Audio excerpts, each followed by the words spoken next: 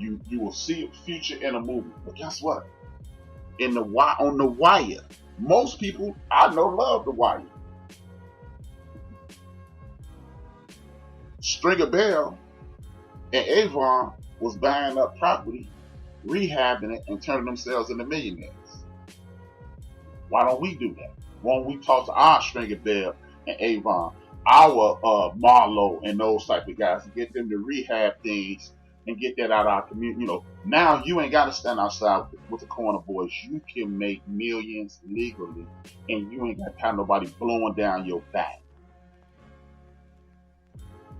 That's what we need to be doing, focusing on that kind of thing. Because you know what, man?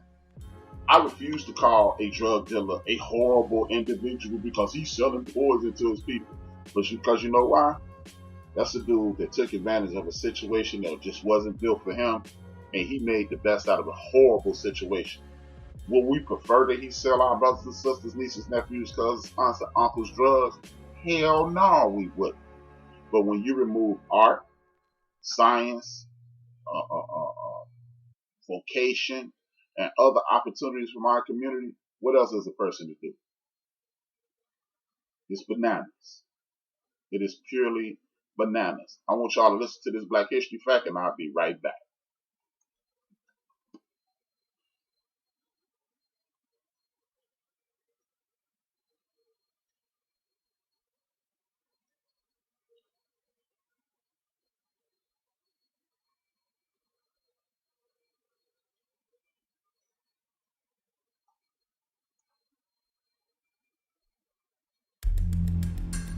The Harlem Hellfighters was a regiment of New York National Guardsmen in the First World War. They were set up to fail by their own government.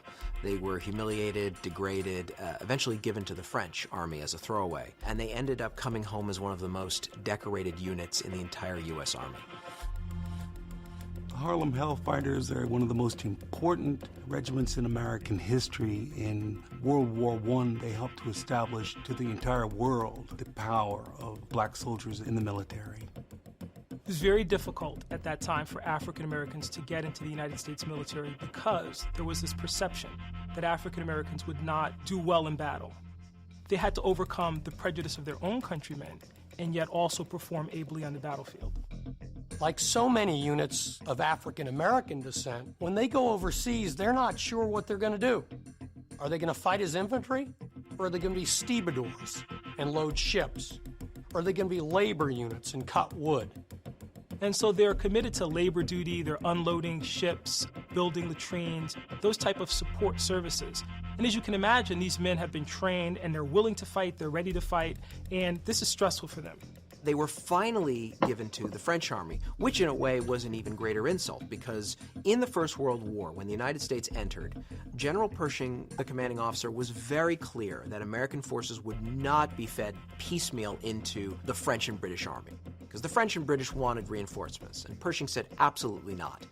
When Americans join this war, they will fight as an American force under an American flag led by an American general. ... except for the black guys. You can have them.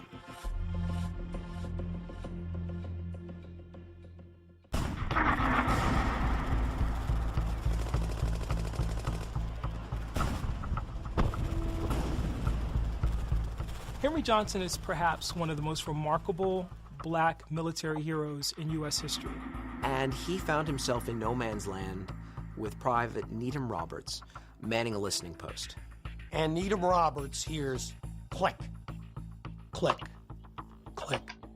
And he realizes somebody's cutting the wire. It's potentially a German raid. And so Roberts is passing him grenades, and they line up these grenades, and the Germans actually do come across the lines. Roberts is hurt, and now Henry Johnson is left to defend their position and to stave off this attack. And then he makes the mistake of jamming a French cartridge into his American gun, and it no longer will work. And the Germans are on top of it. He then used his rifle like a club, and then he ended up fighting with a knife against the Kaiser's best and turned them. He's wounded in the fray. He's struck, for example, in the foot, and has a debilitating injury as a result. And he fights them off, he says, for what seemed like an hour. The Germans ran shrieking into the night, all because of one man.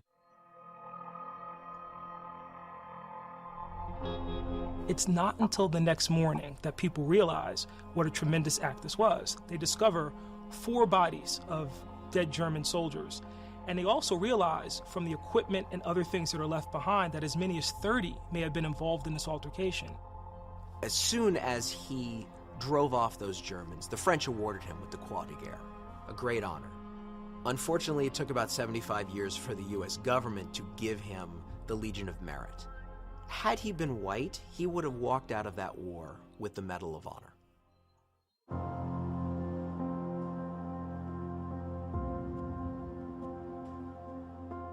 What was so shocking to me when I began to research the story of the Hellfighters was that after they had performed so magnificently in combat, the United States government actually sent a memorandum to the French government, essentially implementing Jim Crow, essentially saying, don't give them some notion that they are equals, because we don't want them taking that notion back to the United States and demanding equality.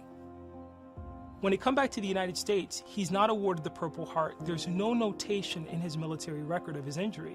And so he winds up not being able to work because of this injury.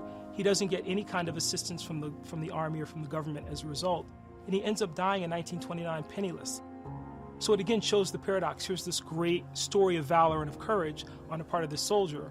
And ultimately, he comes back to a nation that doesn't honor that sacrifice. We tend to think we all know American history so well, but the story of the Harlem Hellfighters should be one of the first stories told. It wasn't about killing other people, it was about being Americans and serving their country well. That was the inclination of the Harlem Hellfighters. When you are African American in 1917, democracy is armor. Democracy is a weapon. And to fight for a war to make the world safe for democracy was something more than just some ethereal crusade for the Hellfighters. It had concrete results. They were fighting for the rights to be a citizen of the country that they were born in.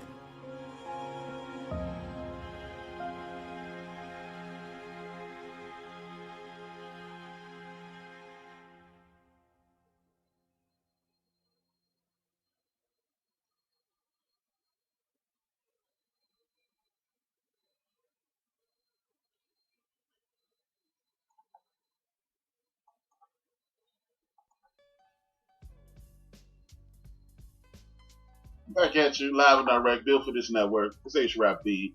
Build Destroy is the name of the program. Thank you for listening. The reason I played that is because, as you see, even when you try to do right here, you'll get done wrong. It's easy for people to dismiss this. That was 100 years ago, right? Things have changed. Yeah. Instead of having to be docile and get disrespected, you can be loud and get disrespected. That's what's changed. You know what else has changed? The fact that we no longer own our own businesses, we no longer own our own homes, we no longer are literate, and we have accepted what people are willing to give us. That's what has changed as well. The reason I'm doing this show is because I want people to understand what's going on so we can galvanize the people in our community who are righteous and move in one direction so we can get our community back on track. Okay? Now, I'm glad my man Jungle Brother and me and Jungle Brother had a real bad disagreement about 6-7 months ago. And it was about voting. But here's the thing, man. This is why I'm going to admit Jungle Brother was right. If you don't elect the proper people into the offices that run your government in your city, county, state, or even in this country, you'll be subjected to the tyranny of people who don't like you. To people that hate you. Don't like is putting it mildly. To people that hate you. The reason I'm saying this is this. There are 2 things that happened this week and this week only that I can identify with why you should make sure you know who the hell is running your government, local and federal. The first thing is voters' rights. Voters were put in grave danger. Well, actually, brothers and sisters were put in grave danger. Because one of the states that hasn't been hit as hard by the corona epidemic, the corona pandemic, is Wisconsin. But it is one community in Wisconsin that was hit hard. Needless to say, it was a community filled with people that look like me and you. Now, the governor of the state of Wisconsin said, hey, we're going to suspend this election thing while this pandemic is going on, because there's no way for social distancing and an electoral situation, because we all on top of each other. We lined up outside. How the hell you going to be 6 feet away from somebody and it's 45, 50, 60,000 people trying to vote? First of all, the voting polling places were reduced to 3 counties, all of which where we were. Mind you, 70% of the people in Wisconsin that died look like me and you in this corona pandemic. And he reinstituted it, and then they had the backup of the Supreme Court of the United States of America, of the state, back it up again. So what they did was say, it don't make a difference what y'all doing and how much danger we put y'all in. Take your ass out there and vote. They just pretty much told them, fuck it. So now you got people in Wisconsin who look like me and you, who a lot of us suffer from diabetes. We are the sickle cell people.